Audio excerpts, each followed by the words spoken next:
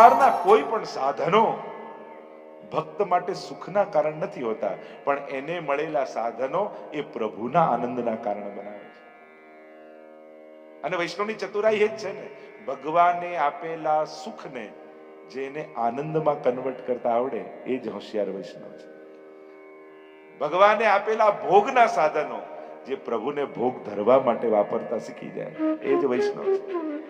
સકળ સુખની આ હોજુ શ્રેણી, સકળ સુખની, કારણ કે સુખની યમનોત્રીથી લઈ અને છેક યમુનાજીના પ્રવાહ સુધી છે. એટલે યમુનાજી ભક્તોના ઠાકોરજીના પ્રાગટ્યથી લઈ, જો પ્રભુની લીલાઓ વ્રજની કઈ છે, નંદ મહોત્સવ પ્રાગટ્યથી લઈ રાસ લીલા સુધીની લીલા છે. વ્રજમાં પ્રભુએ આટલા ઉત્સવ, આટલા દાન કર્યા, અને પછી તો પ્રભુ વ્રત છોડીને પધાર્યા. ભાગવત આદિની કથા તમે જુઓ તો દરેક પ્રસંગે ક્યાંક યમુનાજી ની કૃપા છે. જ્યારે મથુરાથી પધાર્યા ગોકુળ, ત્યારે ચરણોનો સ્પર્શ, અને મહારાષ્ટ્રમાં પણ શ્રી યમુનાજી, શ્રી યમને રસખાન કો શીશ નાઉં, યા યમુનાજી કૃપા કરી અને ભક્તને રાસમાં પ્રવેશ કરાવે છે. ત્યાં સુધીની કથામાં સકલ સુખ કી તુમ જો હો શ્રેણી, સકલ સુખના તમે જ નિશરણી છો એમ કહી આગળ ગાન કરતા કહ્યું, ગોવિંદ પ્રભુ બિના રહત નહીં એક ચીનું, અતિ આતુર ચંચલ જુનૈની. અને પ્રભુ આપના વગર એક ક્ષણ રહી શકતા નથી એવા ચંચલ નૈની. ચંચલ નૈની એટલા માટે છે તમે સકળ ભક્તો પર વિવિધ પ્રકારથી નેત્ર દ્વારા કૃપા કરે છે એમ કહી ગોવિંદ સ્વામીના ચાર પદોનો વિશ્રામ આપ્યો. ચિત્ત સ્વામીના પદોનો પ્રારંભ થયો. આ એ જ ચિત્તુ ચોપે જે ગુસાઈજીની પરીક્ષા કરવા ગયા અને ભઈ અબ ગિરધર સો પહેચાન, અને ગુસાઈજીએ પોતાના સ્વસ્વરૂપનો અનુભવ કરાવ્યો અને ભાવ હૃદયારૂઢ થયો. અને ગુસાઈજીની કૃપા થકી યમુનાજીમાં એવો ભાવ ચિત્ત સ્વામીને જાગ્યો કે થયું કે જ્યારે યમુનાજી સામે હોય પછી કોઈની પ્રતીક્ષા ન હોય, પછી તો થાય કે જાય જો શ્રી યમુના તીરે, પછી તો જે દોડીને જાય છે યમુનાજીના તીરે એને શું મળે છે એનું ગાન કરતા ચિત્ત સ્વામી બોલ્યા, જ્યારે અલૌકિક સાધવાની ક્ષણ આવે ત્યારે વ્યક્તિએ ઊભા નહીં. ભક્તે પુષ્ટિ માર્ગમાં ભગવાનની પ્રતીક્ષા નહીં કરવી, પણ ભગવદીતાનું એક લક્ષણ છે તત્પરતા. સેવામાં મને ક્યાં કહ્યું છે, ઘણા ઉભા રહે. અરે જેની આંખો સેવાને શોધતી હોય ને એ જ વૈષ્ણવની આંખો. ગોતી લેવાની હોય, ઝડપી લેવાની હોય, પકડી લેવાની હોય, અને તક સરી જશે તો પાછી નહીં આવે. હંમેશા જ્યારે સેવાની બાબત હોય ત્યારે વિચારવું આ ક્ષણ મારી સામે છે, ફરી કોણ જાણે આ ક્ષણ આવશે કે નહીં. તત્પરતા એ ભગવદીતાનું લક્ષણ છે. ઉદાસીનતા એ સેવામાં અપરાધ છે. સેવાના અમુક અપરાધ કયા છે. પહેલો અપરાધ અપ્રગટ, એટલે પ્રગટ ન જાણીને સેવા કરવી, આ દોષ છે સેવામાં. કે આ ઠાકોરજી નથી, ઠાકોરજી ક્યાંક આકાશમાંથી ઉતરશે ને પછી મારી સેવા સ્વીકારશે. તમે જેની સેવા કરો છો એને જ પ્રગટ નથી જાણતા તો પ્રભુ પ્રગટ થશે ક્યાં? આ સાક્ષાત છે. બીજું ઉદાસીનતા, પ્રમાદ, આ સેવાનો દોષ છે. પછી કરીશું, હમણાં ક્યાં જતું રહેવાનું છે, ઘરે જ છે ને ઠાકોરજી. થોડું છોડ્યું ને તો ભગવાન સાવ છોડાવી દેશે. ઠાકોરજીની સેવા બને તો ટાળવી નહીં, અને બને એટલા ઓછી વાર બીજાના ઘરે પધરાવવા. ઘણી વાર લોકો વાતે વાતે પધરાઈ આવે, થોડું ઓછું થાય તો વાંધો નહીં. બને તે નર સદા સુતકી, આપણે સદાભાઈ પદ છે, તો બને તો પ્રભુને આપણે ત્યાં ગમે છે. જો મર્યાદા ભંગ ન થતી હોય તો આપણા ઘરે જ રાખો. તો ઉદાસીનતા. ત્રીજું કહ્યું કંજૂસ સ્વભાવ, એ પણ એક સેવાનો દોષ છે.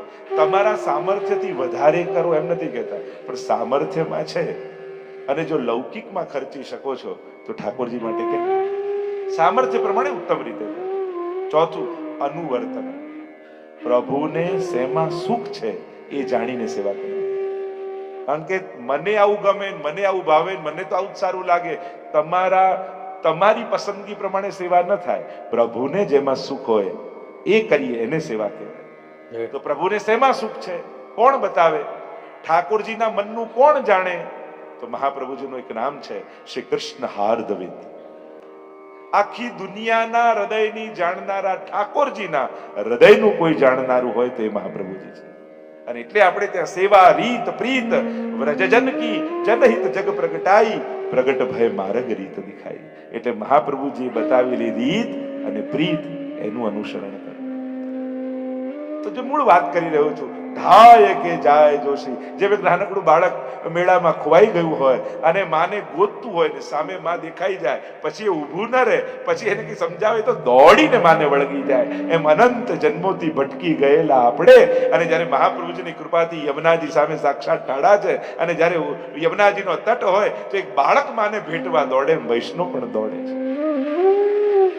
પણ એ મળવાની તત્પરતા, અને જ્યારે તત્પરતા મળવાની પ્રધાન થઈ જાય ને, પછી જઈને શું મળશે એનો વિચાર ન હોય. ત્યાં આપશે શું? અમુક જગ્યાઓ એવી છે એને મળવું જ પૂરતું છે, એની મળવું જ પરમ પ્રાપ્તિ છે, એનાથી શું મળશે એનો વિચાર ત્યાં નથી હોતો. અમુક સ્થાનો એવા છે. પેલું વાર્તામાં કહેતા ને કે બાપ જોડે દીકરો આમ આંગળી પકડીને ફરતો હતો, ને જ્યાં જ્યાં દુકાન દેખાય તો માંગે, પપ્પા મીઠાઈ અપાવો. પપ્પા કે આપણા આટલી ભીડ છે, ખોવાઈ જઈશ, પકડી રાખ આંગળી. પાછો રમકડા લીધું, પપ્પા રમકડા અપાવો. કહ્યું ને આંગળી પકડી રાખ, ખોવાઈ જઈશ. કપડા લીધું, પપ્પા કપડા અપાવો ને. કહ્યું ખોવાઈ જઈશ, પકડી રાખ. એટલામાં કઈ દોડા દોડી મેળામાંથી દીકરો ખોવાઈ ગયો. અને ખોવાઈ ગયો તો એક એનો પિતાનો મિત્ર હતો, એને જોયું કે આ તો મારા મિત્રનો દીકરો છે. એની પાસે આવીને બેઠા કે તું રડવાનું, પેલો જોર જોરથી રડે જાય, સમજાવે, રડીશ નહીં શાંતિ રાખ. અને પેલો જોર જોરથી રડે, અરે રડવાનું બંધ કર, મીઠાઈ અપાવ. મીઠાઈ નથી જોઈતી, પપ્પા પાસે જવું છે. અરે રમકડા અપાવ, અરે રમકડા નથી જોઈતા, પપ્પા પાસે જવું છે. અરે કપડા અપાવ, કપડા નથી જોઈતા, પપ્પા પાસે જવું છે. આંગળી પકડીતી તો બધે આકર્ષણ હતું.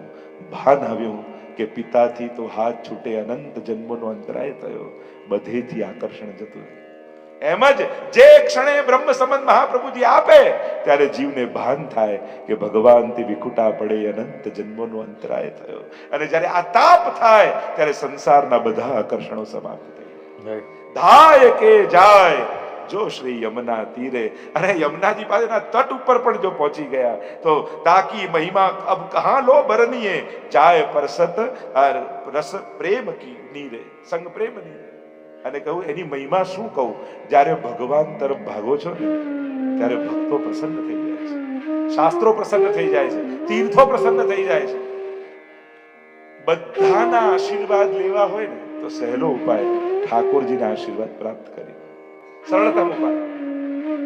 તમને એમ થાય વ્રજની કૃપા થાય, ગોપીઓની કૃપા થાય, ગાયોની કૃપા થાય, ઠાકોરજીની કૃપા થાય, યમુનાજીની કૃપા થાય, ગિરિરાજજીની કૃપા થાય. આ બધાની કૃપા એક જગ્યાએ મેળવવી હોય ને તો શ્રી વલ્લભની કૃપા મેળવી લેવી.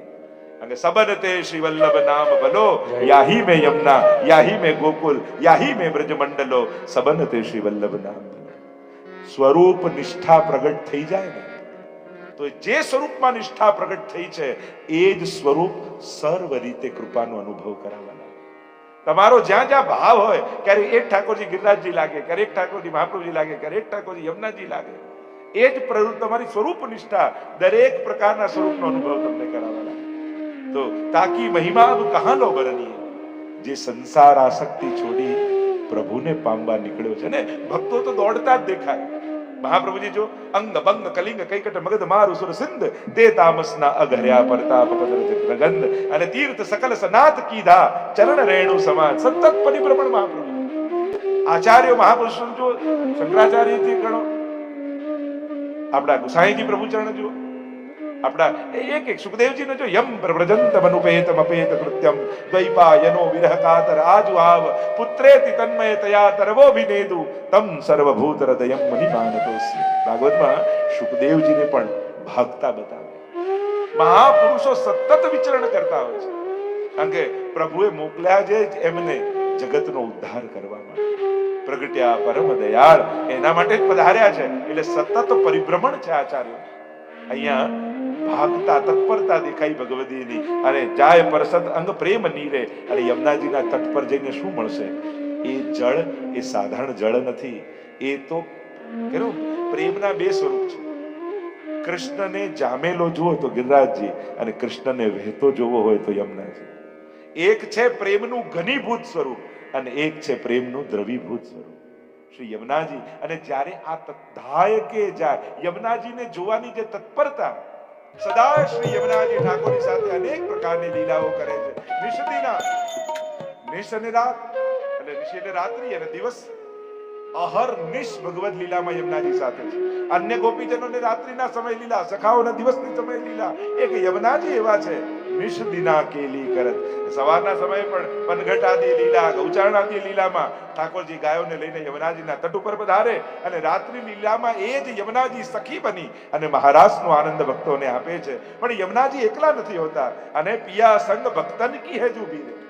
શ્રી યમુનાજી કૃપા કરી પોતાના યુથને સાથે લઈ જાય. એટલે જ આગળના પદોમાં આવશે, હેત કરી દેત શ્રી યમને વાસ કુંજે, રૂપ દેત આપ જૈસી. યમુનાજીના યુથમાં જેટલા ગોપીજનો છે એને યમુનાજી આબેહૂબ પોતાના જેવું રૂપ આપી દે છે. આબેહૂબ યમુનાજી. કારણ કે જ્યારે ઠાકોરજી પધારે તો એ ભેદ પણ ન કરે કે યમુનાજી પર વધારે કૃપા, અન્ય પર સાધારણ કૃપા.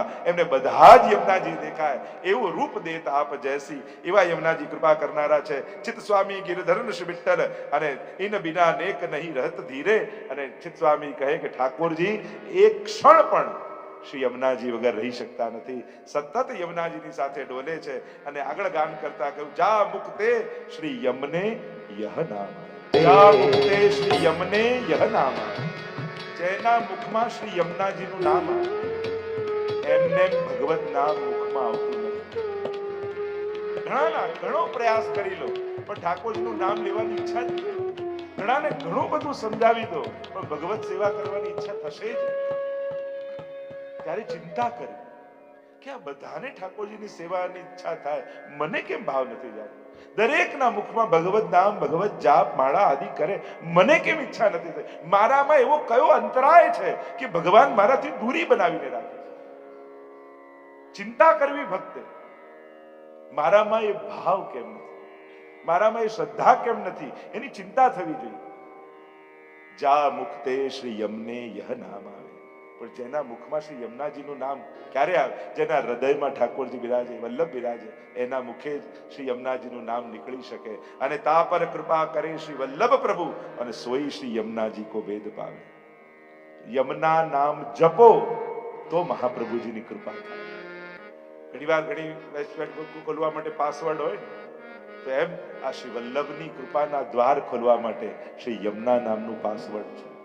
જ્યારે યમુના નામનું અખંડ જાપ કરો છો ત્યારે મહાપ્રભુજી કૃપા કરે છે.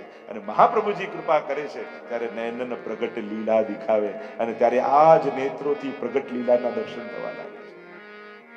તો ભગવત નામ, કારણ કે યમુનાજીમાં અનેક પ્રકારના સ્વરૂપો બિરાજેલા છે. ઘણી બધી ચર્ચાઓ ઘણી છે. તો તા પર કૃપા કરે શ્રી વલ્લભ પ્રભુ સોઈ શ્રી યમુનાજી કો ભેદ પાવે. કારણ કે યમુનાજીનો ભેદ પાવો સરળ નથી.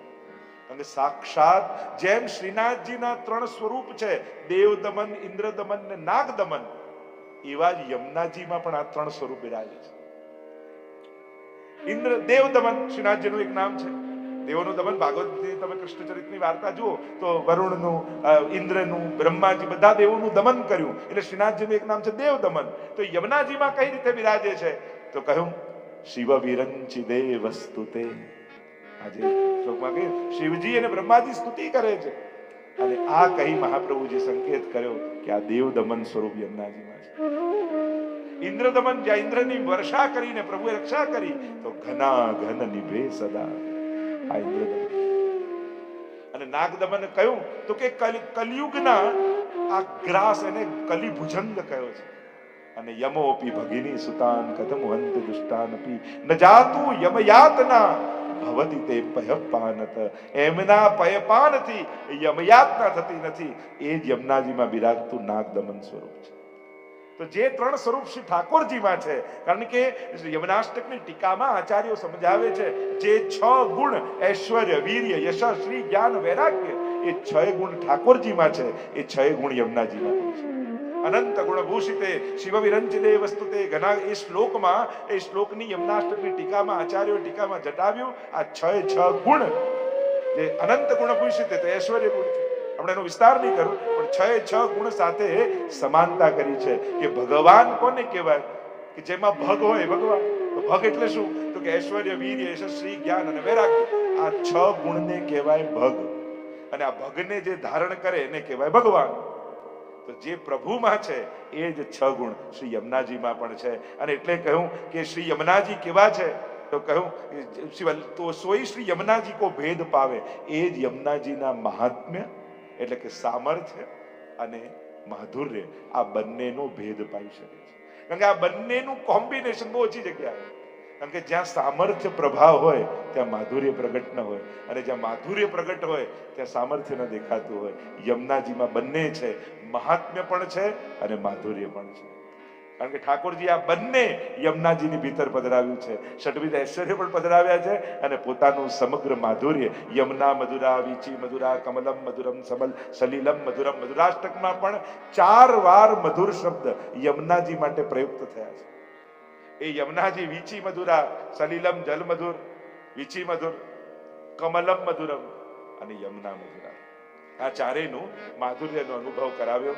મધુરતા 4 પ્રકારની બિરાજે, એની પણ ઘણી ગૂઢતમ ચર્ચા છે. અને આગળ કહ્યું કે તન મન ધન સબ લાલ ગિરધરન કો, અને દીજે ચરણ જલ ચિત્ત લાવે. અને આ ત્રણેય ધરીને જયારે ચિત્ત ઠાકોરજીમાં લાવે છે, ચિત્ત સ્વામી ગિરધરન શ્રી વિઠ્ઠલ નૈનન પ્રગટ લીલા દિખાવે. અને જ્યારે યમુનાજી, મહાપ્રભુજી કે ગુસાઈજી કૃપા કરે તો આ બધી જ લીલાઓ પ્રગટ નેત્રોથી દેખાવા લાગે. અને એના અનેકવિધ પ્રમાણો વાર્તા સાહિત્યમાં છે, અનેક પ્રમાણો. મહાપ્રભુજીના તમે ચરિત્રમાં જુઓ તો કેટલા પ્રમાણો તમને જોવા મળે કે મહાપ્રભુ સુરદાસ આદિ અનેકવિધ આ અષ્ટસખાઓની વાણી તમે જુઓ, એમાં જે મહાપ્રભુના સેવક છે. એ રીતે ગુસાઈજીનું જુઓ, ગોપાલદાસને જુઓ ને, ચરવિતાંબર ગુસાઈજી આપ્યું ને બધી જ ભૂત ભવિષ્ય ને વર્તમાન ત્રણેય લીલાઓ નેત્રોની આગળ પ્રગટ કરી દીધી ગુસાઈજી. તો વાર્તા છે દક્ષિણના આપણા બાળકનો આવે છે પ્રસંગ. ગુસાઈજી દક્ષિણમાં પધાર્યા છે અને ત્યાં એક યુવાન રોજ કથા સાંભળવા આવે છે અને આવનીનું વર્ણન ગુસાઈજી કરે છે. અને કથા પૂરી થઈને એટલું અદ્ભુત વર્ણન ગુસાઈજીએ કર્યું એટલે પેલા યુવાને આવીને કહ્યું કે જયરાજ, આ લીલા આજે પણ થાય છે? તો કહ્યું, હા, આ લીલા આજે પણ થાય છે. ક્યાં થાય છે? તો કે બ્રજમાં. અને પેલા યુવાનને તેવી તત્પરતા થઈ, બ્રજમાં પહોંચી ગયો. પૂછ્યું કે ઠાકોરજી ગાયો લઈને ક્યાં આવે? તો કે રોજ પાદરે આવે.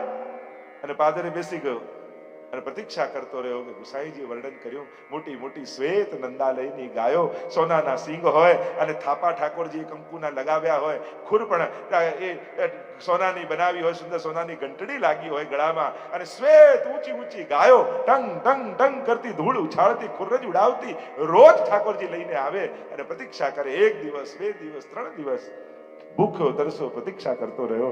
ગુસાઈજીએ કહ્યું છે તો ચોક્કસ દર્શન થશે. અને એટલી શ્રદ્ધા ગુસાઈજી પર, વિસ્તાર નથી કરતો. અને ઠાકોરજીને થયું કે આ તો વિશ્વાસે બેઠો છે, ગુસાઈજીએ કહ્યું સાચું છે, પણ આની શ્રદ્ધા જો હું મનોરથ પૂરો નહીં કરું તો તૂટી જશે.